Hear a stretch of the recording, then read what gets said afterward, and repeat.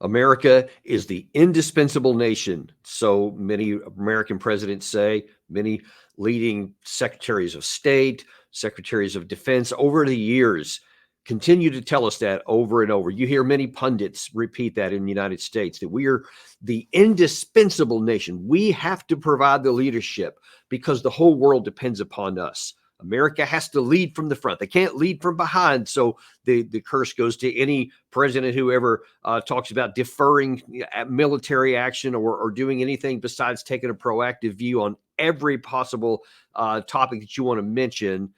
But the real question is, how is that working out in practical, in terms of on the ground?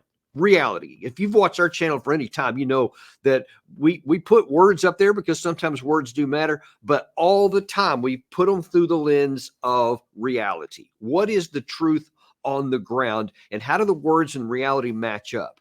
That is probably no more important to do than it has been right now, because the stakes are getting higher and higher, especially in the aftermath of this NATO summit here that just finished up in Washington yesterday, 75th anniversary. A lot of declarations were made, but there's other things going on as well. There's other kinds of actions that are being taken place, and we need to find out who actually is running the show. And especially the two key players right now that are emerging is Joe Biden, and lots of questions about him, and Viktor Orbán of Hungary. And those two leaders seem to be moving in very divergent directions. And the question is, who's going to follow who? Which of these NATO leaders are going to be genuinely setting the stage for what's to come in the future? Now, I can tell you where it is right now. Maybe it's kind of tepidly, but it's certainly in the more numerically are supporting Joe Biden. But more people are starting to look over at Orban and going, maybe he knows something. Let's see if they're right. Let's see if there's reason to be looking more on what somebody else is leading to, and let's see who actually is the better leader. And it always follows that whoever says they're going to lead, it matters who's following. And that's one of the key things here. And we're starting to see some friction started on the Joe Biden part. We're seeing a little bleeding of the people that are following him. And let's see if there's a reason for that. First of all, let's take a look at what these two men are saying of late, what their view is on what should happen with this Russia-Ukraine war, since that's the center of everything that this NATO summit just talked about. And let's look first of all at Joe Biden. Here he is last April saying what he views as the role of the United States. We don't walk away from our allies. We stand with them. We don't let tyrants win. We oppose them. We don't merely watch global events unfold. We shape them. That's what it means to be the indispensable nation. That's what it means to be the world's superpower and the world's leading democracy. But this vote makes it clear there is a bipartisan consensus for that kind of American leadership. That's exactly what we'll continue to deliver.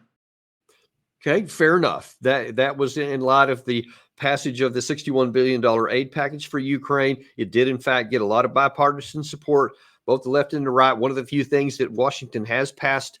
And so there's some justification for him to say that's what the American government thinks. But, okay, so that's his view.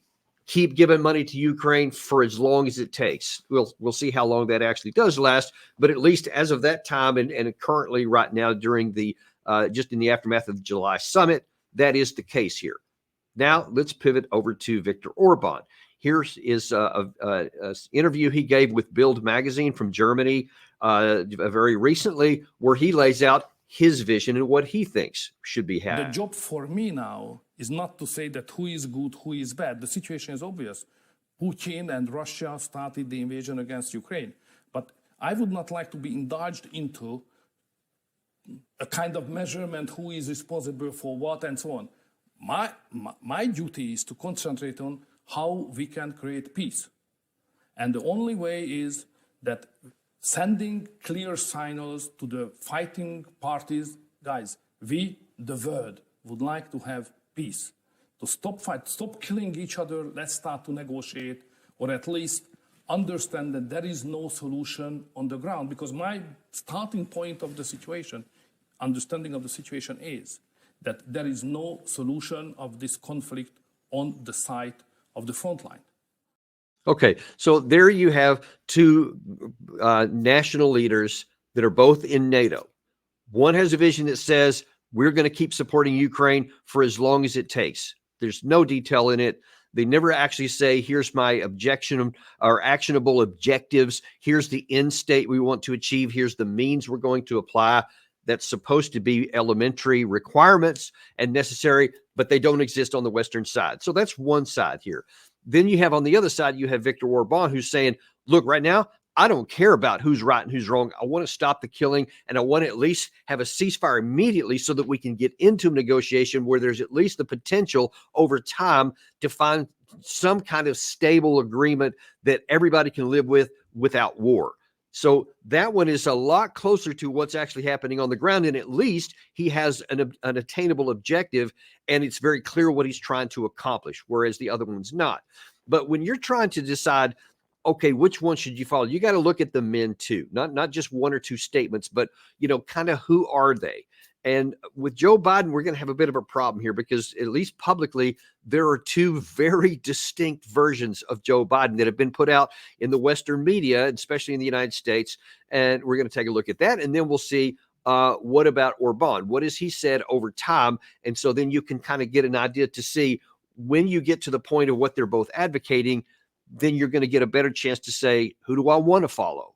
Who will other people follow? And maybe you'll see why there's starting to be a bleeding of the support for Biden. So first of all, let's look at the two Bidens.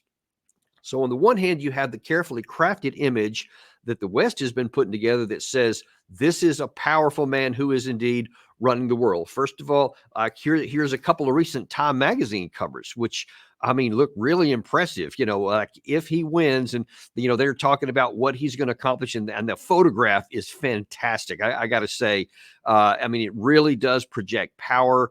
With it's a black and white. That first one was, the lighting is great in the background, et cetera. He has this very menacing look on his face, and just looking at that picture, and you say, yes, this is the president of the United States with, this huge nuclear arsenal at his beck and call.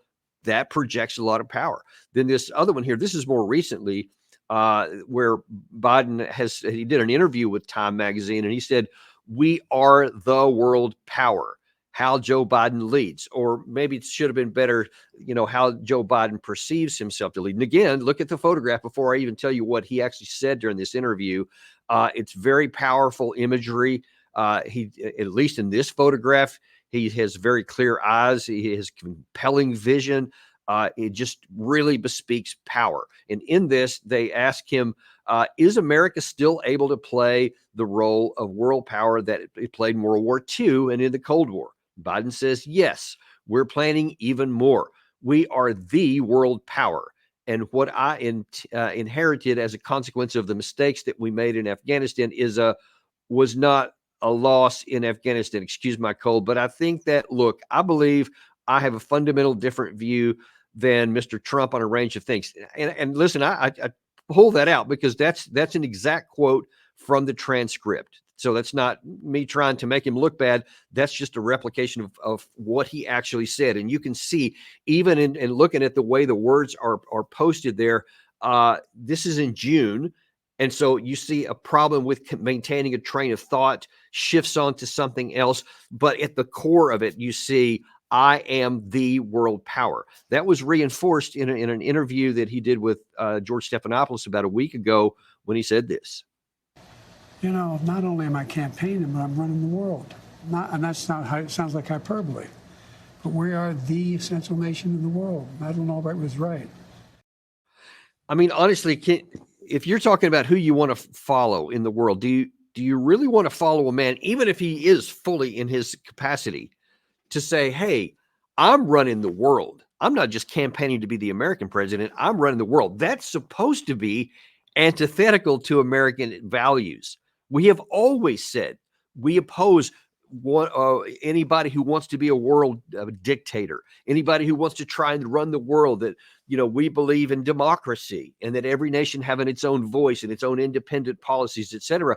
And now here's the president of the United States expressly saying, I am the world power. I am running the world. That alone should give lots of pause to other democracies. that should be standing up and saying, "Hey, it's cool to be a leader. It's cool to be, providing some leadership that we can all rally around if all of our interests are involved. But don't be telling me that you run the world, that you're the world power, and everybody else is subservient." I imagine that's probably rankling some folks, but it's not really something that's caused any significant fallout yet. Now, that's if it was just the strong Biden. But then we have to look at the other half of that equation to find out which is the real Biden, because the other one doesn't look very good. So the carefully managed stagecraft one I just showed you, here's the unmanaged public one. And here's just from Drudge Report, drudgereport.com, headline from earlier today. And you see there, just in yesterday's events, he called Zelensky President Putin, and when he introduced him, he did catch himself on that one. And then later in the night, he called Kamala Harris Vice President Trump, which he did not catch. And you see now, then a lot of the Dems are angry. Is this the end?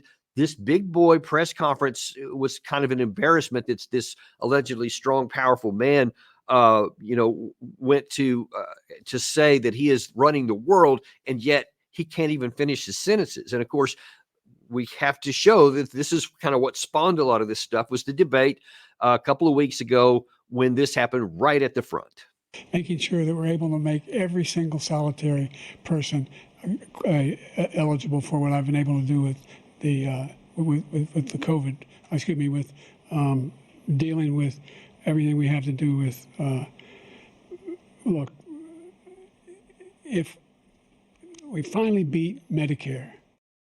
And of course, the question wasn't about Medicare. It had nothing to do with that. He's trying to protect Medicare, so he should never say he's going to beat it anyway. And then all the other problems there, losing his train of thought, et cetera, which happens a lot. We've shown some on this channel. I mean, going back into February, and certainly there's plenty before that. So this is a long and degenerative process. So this is clearly that's going somewhere. And shortly after the NATO summit, or actually it was actually during it, Ian Bremmer was asked on MSNBC, how does he view, and he's actually got connections with a lot of leaders and leading figures around the world. He said this. What do foreign leaders or allies think of President Biden right now? They don't think he can serve another 4 years. And I will say that is true of every leader that I have met with that's attending the NATO summit. Doesn't matter if they come from the right or the left wing of their respective political spectrums. This isn't news to them. They've reported this from the G7 summit. They talked about this when they met with the president in Normandy. So again, it was important that the question that she asked, what do our allies think? The people that we're trying to lead. And you see that they don't think that he can do the job. They don't think he can do the job for another 4 years. But clearly, the question is, can he do the job now?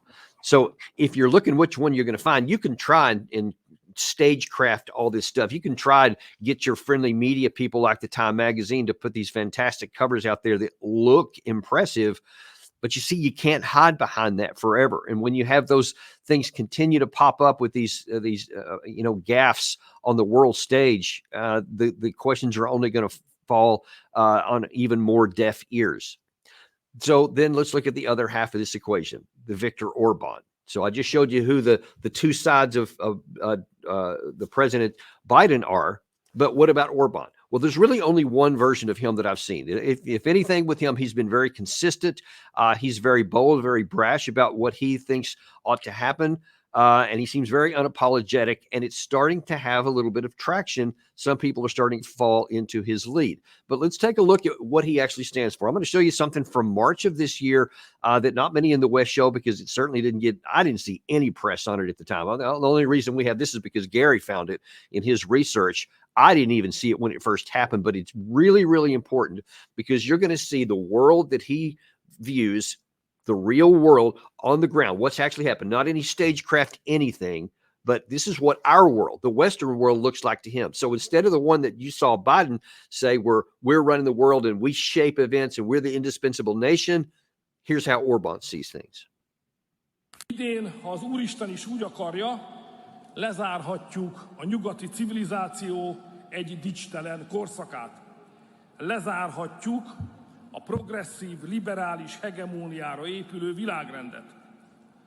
Barátaim, a progresszív, liberális világszellem úgy, ahogy van, elbukott.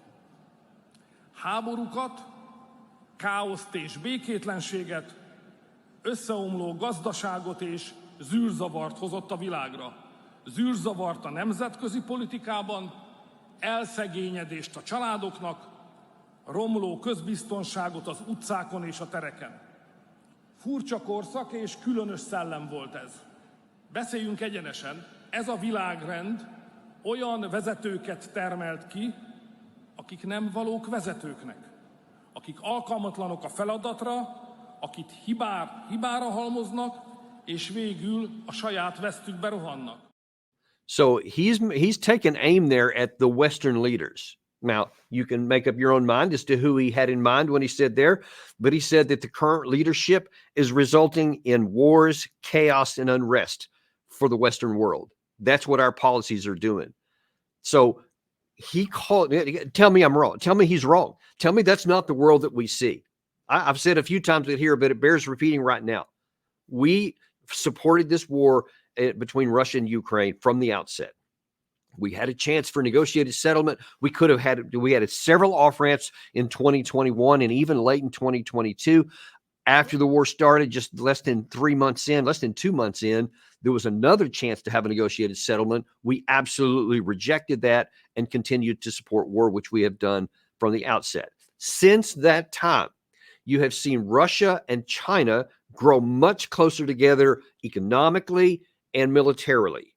You have seen Russia have actual military deals cut with North Korea, now giving North Korea an additional probably space capabilities and missile technology that's going to make them even stronger. You have deals with Iran. You have deals with Vietnam. You have deals with India. And so you see that Putin is spreading his success and his influence all around the world. And you also have to add in Africa and even in South America, literally all over the globe. All of those things are coming as a result of our continued and blind support of this war against Russia. We claimed that our objective was to weaken Russia, but all we've done is not that we've done, but the result of what we've done is a strengthened Russia. They are now stronger economically, they're stronger militarily, and they're stronger diplomatically than they have been since the end of the Cold War, period, bar none. Now, if that is what our leadership has provided because of this blind belief that we are the indispensable nation, that we run the world, is that the kind of leadership you want running the world? Someone who produces that? Folks, it's all about production. You can spin anything you want left and right. You can put up stats of whatever you want to do. But at the bottom line, it's what's happening on the ground. And in all those spheres I just mentioned, everything is going against us and for our adversaries. And that balance continues to shift in their favor over time.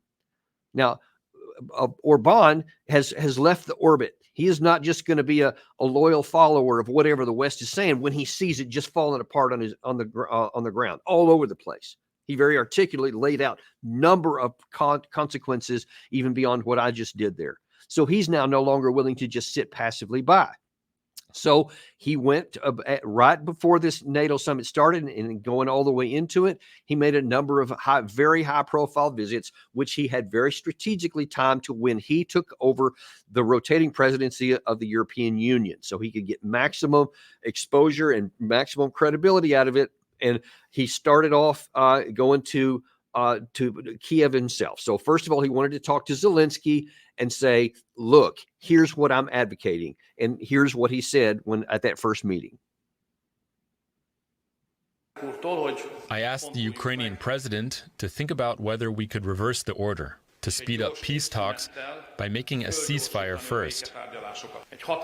A ceasefire connected to a deadline would create an opportunity to speed up peace talks. Okay, so you see very consistent with what he has said from the beginning, that he's looking for peace talk. He's not trying to blame anybody. He's not trying to say who's right or who's wrong. He just wants the killing to stop and the war to stop on his border, by the way. So he has a lot more at stake in this than the United States does. But the immediate response, that was on the 2nd of July, that clip, and also on the 2nd of July, Andrei Yermak, one of the chief spokesmen for Zelensky, says, we are not ready to go to the compromise for the very important things and values: independence, freedom, democracy, territorial integrity, and sovereignty. So he's sticking with our preferred outcomes. Now, I wonder what would have given him such confidence to reject the possibility of ending the war and ending the destruction and the bloodshed on his borders, except for the support he gets from the United States, from the Biden administration. And here is something that Jake Sullivan, the National Security Advisor, I believe this was just yesterday, he said, I'm not going to speculate on all that I say is that it is certainly isn't coordinated with the Ukrainians. He's referring specifically to Orban's movements to try and achieve peace. They indicated that they have grave misgivings about any effort to negotiate some kind of fake peace with Russia without the Ukrainians being at the heart of the effort. And the U.S. position, the Biden administration position, is nothing about Ukraine without Ukraine. So whatever adventurism is being undertaken without Ukrainian consent or support, is not something that's consistent with our policy or the policy of the United States. But I can't speculate as to what Orban is up to exactly or what other people are up to. So you see there that he basically tries to sabotage what Orban is doing, and using terms like, grave misgivings, adventurism. I don't know what his position is. And listen, there's not even any consideration of it. So when you hear that, if you're Ukraine and you hear Biden continuing to say, we're going to keep supporting you as long as it takes, then they're going to try and stick with that, because apparently they still believe somehow that they have a chance to prevail. I don't know upon what that basis is. There's a lot of speculation that maybe they really do understand the reality that we talk about on this channel all the time, that there is no military path to success ever.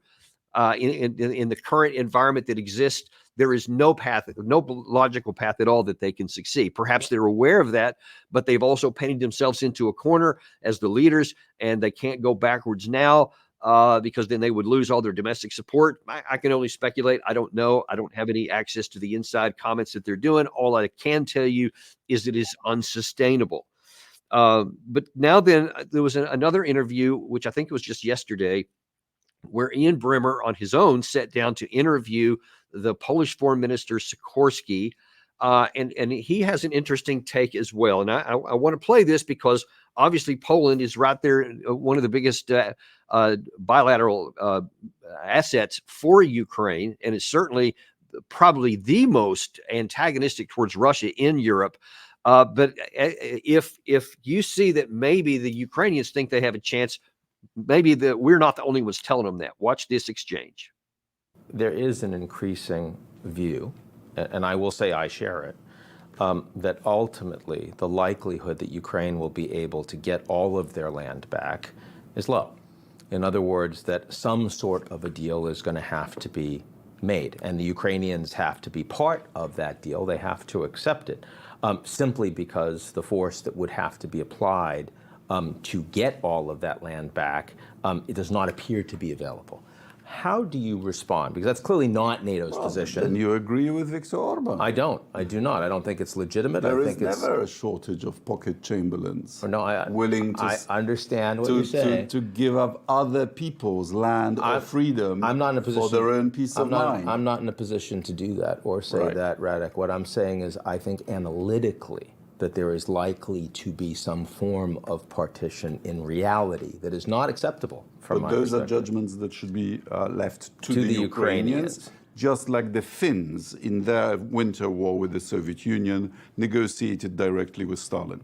At what point do you think it is either appropriate or essential? Do you have any sense of when those forms of negotiations should start? I'm of a different view. I think we can win this. You think they can take it all back? We can win this one. Now, if that was followed up when he said that, or anyone else in the West says that, and the reason I think we can win is because of this. If we do this, if we give this kind of capability, then it can overcome the Russian advantages in manpower, and then also in industrial capacity and armor, the electronic warfare, in air power, air defense. If he laid all of those things out and said, "Here's it," and it was a rational path. It was like, okay, well, if everything falls just right, I mean, maybe it's not likely, but it's at least possible. That would be one thing, but it's not. In fact, if you continued to watch that exchange, the only thing he did mention was that Ukraine has a lot of drones. And what he didn't talk about was the fact that Russia has a lot of drones and even better electronic warfare, so that a significant portion of those drones never make it to their targets.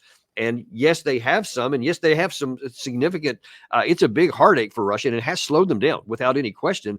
But it's also a double-edged sword, because Russia has likewise and better electronic warfare. And he didn't mention all the other categories. And folks, if you can't address all the other categories, then you cannot make a plausible claim that they can win.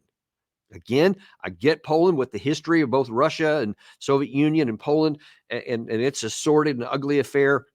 And I understand why, and I'm not just talking about World War II, but going back even longer than that. I get why there's a lot of bad blood, and the Poles don't like the Russians. They hate them in many cases, and they don't want to make a deal with them. They definitely don't want them to succeed militarily on their border. That makes sense. I understand that, and I accept it as to what it is. But you cannot allow hatred to cloud judgment on what's actually possible. Because if you continue to go down this path of saying, I don't care about what reality is, I only care about feeding the hatred that I have for my opponent, so I'm going to keep going down a path, and just at some point, maybe we'll win anyway. Because what you're doing is the likelihood, the almost certainty, and I'll say almost and not for sure, because in human affairs, there's always black swan events that can happen, and who knows.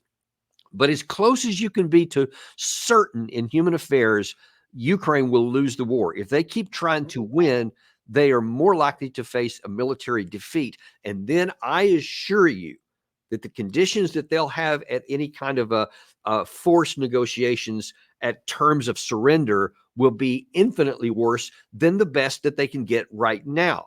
Now, I've already told you, I mentioned a while ago that in 2 or 3 months into the war, there was a chance to have a negotiated settlement at Istanbul. And the parameters were out there, basically, which was a non-aligned Ukraine, no NATO, demilitarized, all that kind of stuff. But they still maintained control of a great much portion of their country. A lot of the cities which have been turned to rubble now were still alive then. They would have had a whole lot better deal. Now then, because they have waited this late, they have not acceded to what reality on the ground tells them. Here's the best deal that they can get right now. Here's what they're being offered by Putin very recently. The essence of our proposal is not some kind of temporary truce or suspension of fire, as, for example, the West wants. This is not about freezing the conflict, but about its final completion. And I will say again, as soon as Kiev agrees to a similar course of events proposed today, agrees to the complete withdrawal of its troops from the DPR and LPR in the Zaporozhye and Kherson regions, and really begins this process, we are ready to begin negotiations without delaying them. I repeat, this is our principled position. Neutral, non-aligned, nuclear-free status of Ukraine, its demilitarization and denazification. So these conditions being offered by Putin are far worse for Ukraine than the ones of April 2022. Far worse, because now then they have to completely withdraw all their troops from all the 4 oblasts that are in there.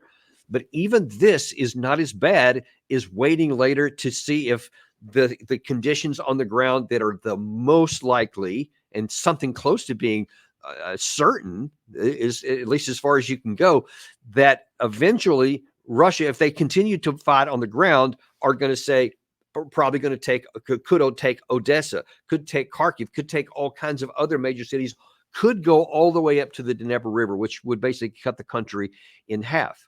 And listen, this whole leadership by Biden and all the stuff that NATO just did has given Putin even more incentive to do exactly that. Understand this. For all these great proclamations and all the cheering and everything that went on at several of these press conferences and some of the events that NATO held, the bottom line was, we are going to continue to support Ukraine. All these bilateral agreements we have are going to continue. We're going to give them more weapons, more money, more support. We're going to maybe some of the countries are saying we'll allow you to fire more of our weapons, like Keir Starmer initially did with the Storm Shadow missiles firing further into Russia. That's apparently been walked back a little bit now, but who can say anything for sure? But the bottom line is everything that we just said was we're going to continue to bring NATO. We're a bridge of NATO into Ukraine. They're eventually going to come in, which was the cause of this war, which tells Putin there's really no reason to negotiate anyway. If that's actually your objective, West, then what chance do I have to do anything except for compel by force on the ground, on the battlefield, to get the outcome that I'm looking for? And that's what he's been doing. So you see, like Putin went to North Korea. So now he's got a lifeline there with even more ammunition. And they're already producing a great deal of it on their own, from their own industrial capacity. But by themselves, they're outdoing the entire West combined. Now, you add in what North Korea can give, you add in what Iran is providing, you add in what China is doing surreptitiously, because while they have not given any overt weapons, they definitely have given components and other things that are vital to Russia to even do its domestic thing. So in a certain sense, China is providing tacit support. And that's just, and then there's also the economic support. There's the diplomatic support. There's also economics in Vietnam. You see all across the board, Russia is doing everything it can to expand its capacity so that it can continue waging war and that it can maintain its economic support at home on their domestic front. Everything says that's where they're going because we're offering no alternative. The NATO alliance under the leadership of Joe Biden is telling Russia, your only options are either die and surrender to us or keep fighting and win a military victory. Now, what do you think Russia's going to do? Russia chose to go to war, and Putin has put their entire nation in the crosshairs and said our future is determined by the security we can get on our western border. Now, what sense does it make? What logic could anyone in NATO think that Putin would go, you know what? Y'all said y'all are going to support him for a bunch. It's been 2.5 years. Darn it. I'm just gonna back down. You're right. It's dumb. Okay, we'll bring all our troops home and there's going to be peace. There's zero. That's not probable. That's zero. There is no possibility Putin would ever do that. Therefore, the only alternative he now has is to continue to prosecute the war to a positive terminal conclusion on his terms. And they have the wherewithal and the capability to do that. He has the domestic political support. He has the military support. He has the manpower support. And he definitely has the material support. Everything that you need to win, they have. So you have Orban is trying to craft a different place. If negotiations can be done so that Ukraine does end up being non-aligned and not in NATO, then now Putin has some motivation to bring the war to an earlier conclusion. If he can achieve through negotiations the security on his border that he seeks, then it's possible that he'll do that. Now, there's some people I've talked to that says it's already too late and Putin will no longer trust the West, so he won't trust any deal. And then he'll only go to a final military conclusion. I don't know. I'm not sure about that. Obviously, no one does except for Putin himself who's going to make those calls. But what I can say with a great deal of confidence is that it is in our interest to negotiate, to do the best we can to try and find a negotiated settlement. Not only is that better for the Western support and the Western countries and all of European security, our own financial security, so we don't have to continue to throw billions and billions of dollars into a black hole, lose more and more of our arsenal and our military gear and equipment that we might need if we ever get into a war. But it's for the Ukrainian people, the ones that most in the West forget about, other than just the backslapping on Zelensky when it comes to these various events. It's the people who are dying on a daily basis. Look at that city right there. In fact, it's being shown. I don't know. Yeah, that's Chasiv Yar. Just look at that. It's just turned into rubble. People used to live in every one of those windows you see there. All these buildings that have been flattened, people were living in there. If we had made the deal in April of 2022, those would all still be filled today. People would be living their normal lives, all alive and no problems. But because we refuse to do that, now then their homes have been wiped out. Thousands upon thousands have been killed. Hundreds of thousands of their soldiers have likely been killed, and even larger numbers probably permanently wounded for the rest of their lives, all because we're not willing to do anything on the ground to bring this to a conclusion.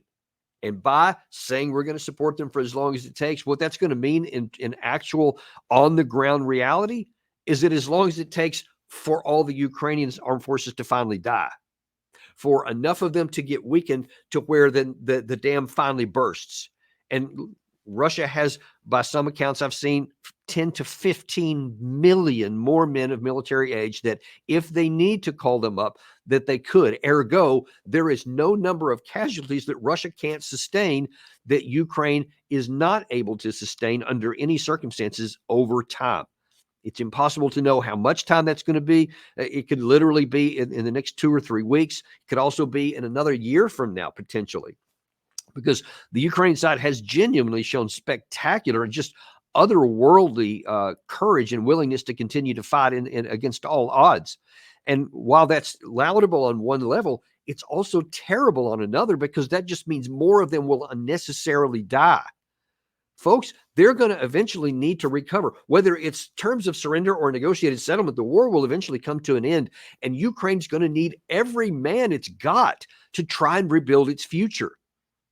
To try and go down this path here just says, I don't care about Ukraine or your people. I don't care what the words are. That's the reality of it. That's the truth of what the result of the leadership that we're providing right now. We don't care about Ukraine and their future. We just care about harming Russia, so-called, even though I've explained to you that's even failing too. But that's the difference in leadership. You have one, Viktor Orbán, who's trying to find a negotiated settlement. He's trying to say, I don't care about, who's right or who's wrong right now. We can sort that out later. Let's stop the killing first. That makes sense. And it's already starting to have a little bit of success, because you had the leader of Slovakia. You had the leader of Bulgaria. You even had Erdogan from Turkey. They're all saying the same thing. That's their position as well. So they're already starting to peel away a little bit from the U.S. orbit, looking at Orban. And folks, listen to me. As time continues to pass and these things play out on the battlefield like they inevitably will, who do you think is going to come out looking better or worse? Forget about whether Biden's going to win his re-election campaign, whether he stays in it. That's inconsequential in the bigger picture. But if these things play out the way they certainly look like they're going to, Orban is going to be a rising figure in Europe. Because if he turns out to be one of the only ones that was right and put all of his prestige and credibility on the line when it was not popular to do so, like right now, and he's going against what the U.S. is leading, but if he proves to be right, our prestige and credibility will continue to diminish, and in rapid form. So this could go very, very bad for this alleged we're running the world and we're the indispensable nation and all this fiction that we've been having for decades now.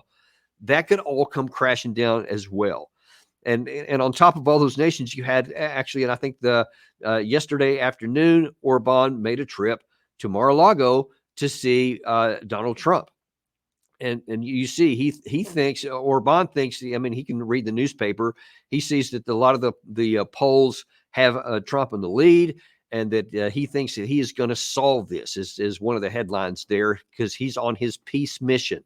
So his hope is that Trump ends up winning.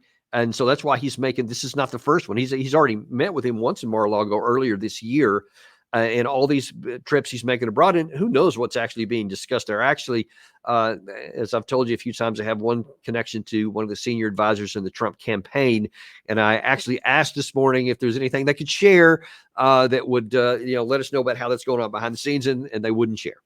So they're not saying anything about that. So they're very close-lipped on it. We can only left to speculate what may be the case, but we do know that former President Trump has said if he wins, he's going to bring this thing to a rapid conclusion. And I assure you, many of those people that were just at this NATO summit from other European nations, they heard what Biden said, but they're also looking at the same polls that Viktor Orbán is looking at.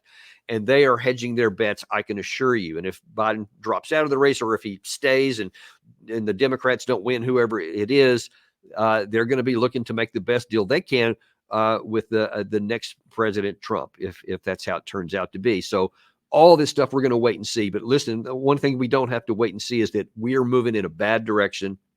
The leadership we're providing is having just disastrous results.